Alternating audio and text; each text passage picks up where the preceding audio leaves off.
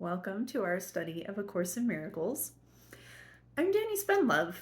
I realize now that we're almost halfway through chapter 3 that I never say my name, which is fine if I'm known everywhere as the A Course in Miracles gal. I would be okay with that. But in case you were interested, my name is Danny Spenlove.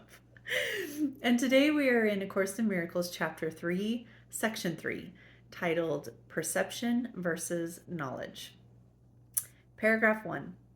We have been emphasizing perception and have said very little about knowledge as yet. This is because perception must be straightened out before you can know anything. Basically, don't even bother with knowledge until you can straighten out your perception.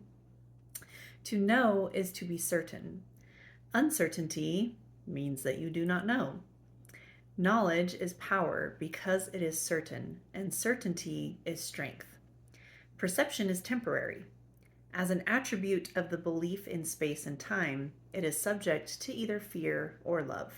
So you can have fear-based perceptions or you can have love-based perceptions. Misperceptions produce fear, and true perceptions foster love, but neither brings certainty because all perception varies. So perception is never consistent or constant. It's always kind of varying along this spectrum. That is why it is not knowledge. True perception is the basis for knowledge, but knowing is the affirmation of truth and beyond all perceptions. Paragraph 2. All your difficulties stem from the fact that you do not recognize yourself, your brother, or God. I'm just going to say that again. All your difficulties stem from the fact that you do not recognize yourself, your brother, or God. To recognize means to, quote, know again, close quote, implying that you knew before. You can see in many ways because perception involves interpretation, and this means that it is not whole or consistent. The miracle, being a way of perceiving, is not knowledge. So the miracle only exists within time because it's a way of perceiving, it's not knowing. It is the right answer to a question, but you do not question when you know. This makes me think of a billboard that I saw once, and it said, "Love is the answer." What was the question? And I've always loved that billboard because it's basically saying it doesn't matter what the question is, love is always the answer. And so I love this because this is saying that the miracle is the answer. It is the right answer to a question, and miracles are expressions of love. So basically, love is the answer to the question, but you do not question when you know. So once you have knowledge, there won't be any questions, and then we won't need miracles to be the answer because we'll have no questions anymore. We'll already know love so completely. We won't need to express it. We won't need to give it back and forth as affirmations of our brotherhood. We'll just already know and won't need that anymore. Questioning illusions is the first step in undoing them. The miracle or the right answer corrects them. Since perceptions change, their dependence on time is obvious. How you perceive at any given time determines what you do, and actions must occur in time. So an example is maybe there's someone who's being a bully, and so you immediately just want to go and like put that bully in their place and, make sure they know what you think of them and what a bad person they are. And then you get some more information and find out that other people were being really awful to that person, to that bully. And all of a sudden you understand, oh, it's coming from a place of pain. Like they already feel like they're worthless and like they don't matter and all of those things. And that's why they're kind of lashing out at other people. Hurt people hurt people. Maybe you've heard that phrase. And so I just love how this says how you perceive at any given time determines what you do.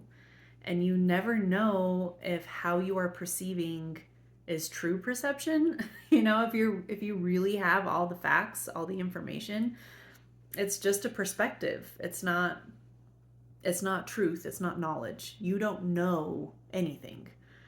You're just perceiving things, and you may not be perceiving correctly. In fact, probably most of the time we're not. Okay. Knowledge is timeless because certainty is not questionable. You know when you have ceased to ask questions. So when you no longer ask questions, you have knowledge. However, in this next paragraph, the questioning mind perceives itself in time and therefore looks for future answers. The closed mind believes the future and the present will be the same.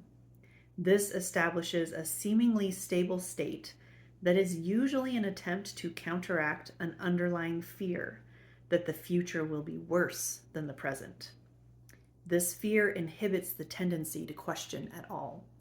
So just because someone isn't questioning doesn't necessarily mean that they have knowledge. If you still perceive yourself in time, then you will either be questioning and looking to the future for answers, like, oh, I don't know this now, but sometime in the future, as I study or research, I will receive the answers. I'll get the knowledge. Or you can have a closed mind and you still perceive yourself in time, but you're not questioning. You're just assuming that the future is going to be the same as the present. And it's usually because you're afraid that the future will be worse than the present if you question it. So you kind of hold to like, oh, I don't want to move forward. I think this comes through in like a really extreme conservatism where we're so afraid that what we're moving into in the future is going to be worse that we try and cling to the old ways and hope that if we can keep everything the same, even if we're miserable right now, it's better than being more miserable in the future. So even if things aren't really working very well, at least we know this misery and we know we can handle it. And it's better than whatever new stuff may come in the future. So we really just kind of close our mind and won't be open to anything. So that it's not knowledge. Just because you're not questioning doesn't mean you have knowledge. Just means you have a closed mind in this case. Paragraph 4. True vision is the natural perception of spiritual sight, but it is still a correction rather than a fact. So true vision and spiritual sight are still perceptions. Because my thought on this is that anything you need to see, it's not knowledge. When you know, you don't need to see. You just know.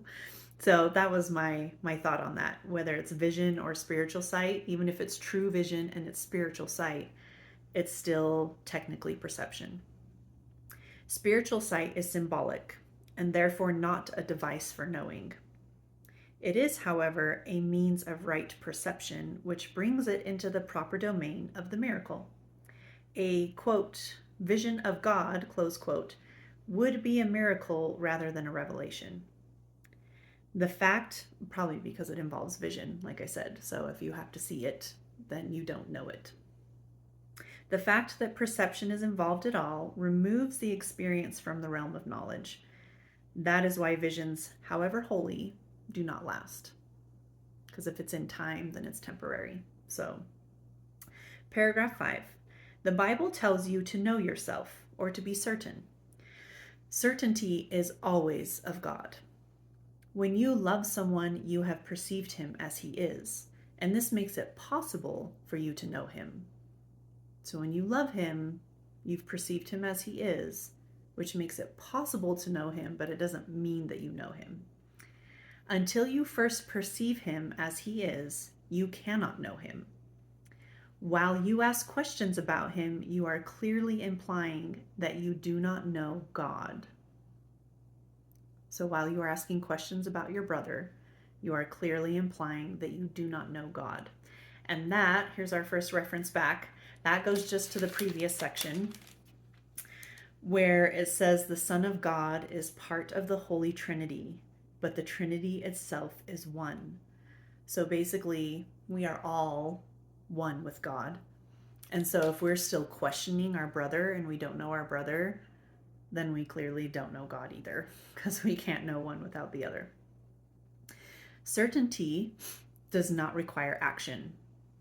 When you say you are acting on the basis of knowledge, you are really confusing knowledge with perception. Knowledge provides the strength for creative thinking, but not for right doing. And here we're going to jump back actually to chapter 1 and then jumping to paragraph 2. Revelation induces only experience. Miracles, on the other hand, induce action. Okay, so miracles induce action. Revelation or knowledge induces only experience. Okay, perception, miracles, and doing are closely related. Knowledge is the result of revelation and induces only thought.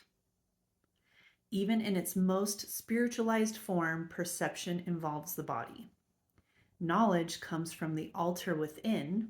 We've talked about the altar of God.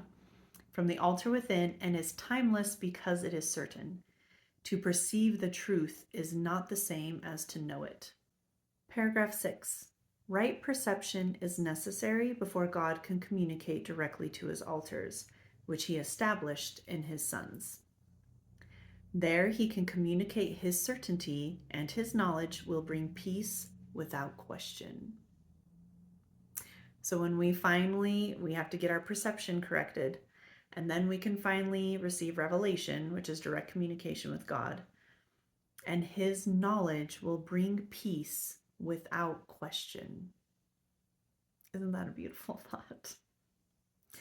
God is not a stranger to his sons, and his sons are not strangers to each other. Knowledge preceded both perception and time, and will ultimately replace them. So eventually, when we're done with this little time and space experiment, will be returned, like perception will be replaced with knowledge. That is the real meaning of, quote, Alpha and Omega, the beginning and the end, close quote. And, quote, before Abraham was I am, close quote. It's just basically those phrases are saying knowledge came before all this and knowledge will replace it all in the end. Perception can and must be stabilized, but knowledge is stable. Quote, fear God and keep his commandments, close quote, becomes, quote, know God and accept his certainty, close quote. So this one, we're going to hop back to chapter 2, section 6, paragraph 9. And here it says, there are no idle thoughts. All thinking produces form at some level. So when it says in this paragraph that we're in chapter 3, fear God and keep his commandments becomes know God and accept his certainty. My thought with that was, at first, when we're completely dependent on perception, the commandment is to fear God and keep his commandments.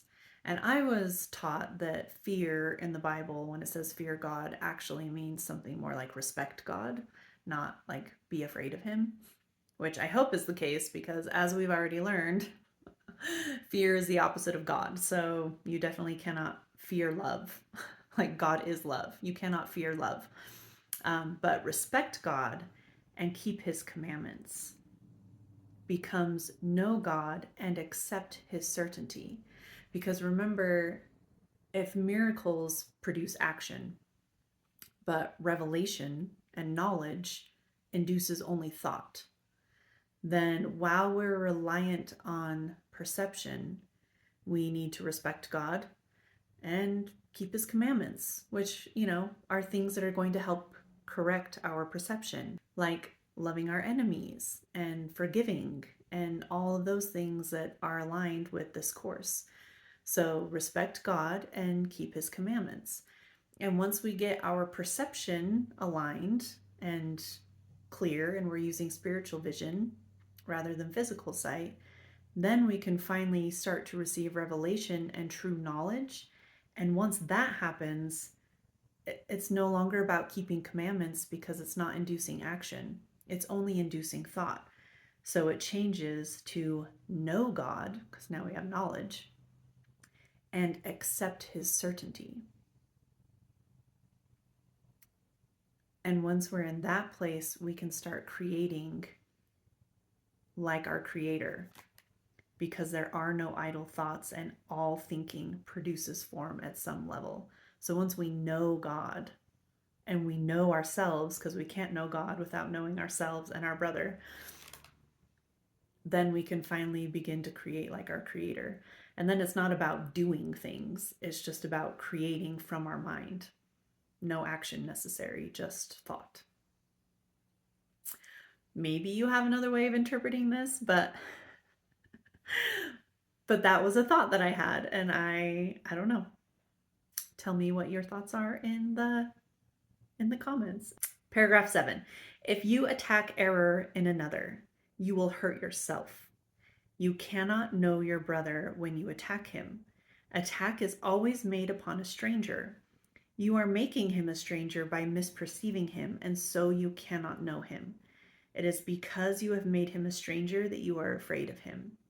Perceive him correctly so that you can know him. There are no strangers in God's creation. Let's say that one more time. There are no strangers in God's creation. To create as he created, you can create only what you know, and therefore accept as yours. God knows his children with perfect certainty. He created them by knowing them. He recognizes them perfectly. When they do not recognize each other, they do not recognize him. And that is the end of chapter 3, section 3.